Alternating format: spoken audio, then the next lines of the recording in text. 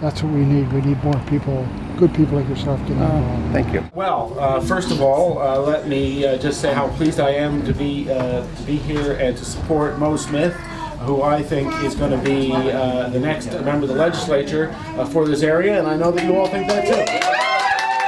We have the great privilege in this riding of having Mo Smith as our candidate, and as you all know, his commitment to this community, and I looked at his resume, I went back and had a look at it, and I just can't even start to talk about the number of organizations, his dedicated work to this community in so many ways, and I can't imagine a person who will be a better or finer or stronger voice than Mo after June 9th.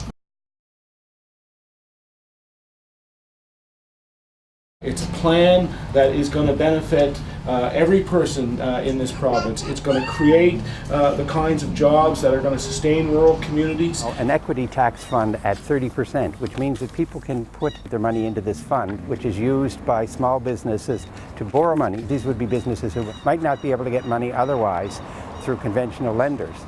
We're suggesting that that be increased from 30% to 35%.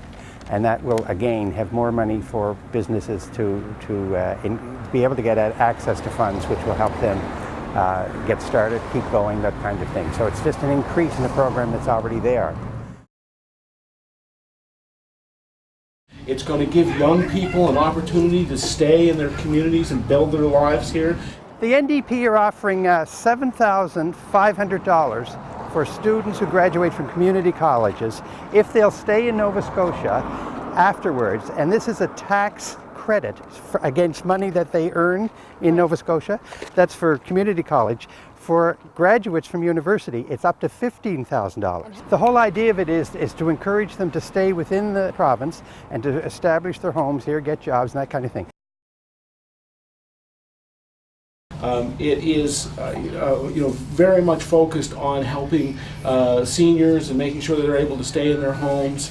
Help is welcome. Right. Help in knowing that someone cares, and when the time comes, there will be the delivery of the service. Well, I just say, look what we did in opposition. When you think we took off the nursing home costs, the healthcare proponent of that came off because Darrell Dexter and the NDP pushed for it and made the Tories do that. It's going to attack the root causes of the problems we're seeing in emergency rooms having to close and the long wait lists that we have. Everybody doesn't have a general practitioner. Everybody doesn't have a family doctor. And what happens is they get something wrong with them. They go to the ER rooms. Someone comes in and has a real emergency. They're waiting because somebody else is being attended to. One of the things we're going to do to avoid that is to engage nurse practitioners. These will be people who will be specially trained, who can do things like give medications, give needles. So it's a significant component to this idea of not having family doctors and waiting to get in to see someone. Mo Smith is a leader in this community. He's the kind of person who has been demonstrating all his life the genuine leadership that this community needs, and we need him in the House of Assembly. In so many different community organizations, he has been dedicated to improving the lives of the people of this community. He has been dedicated to the larger goals of having a province where our society truly meets the needs of its citizens. So I am extraordinarily pleased to have Mo Smith on my team, and I am looking so forward to having him as part of our legislative caucus when the House of Assembly reconvenes after the next election on June 9th.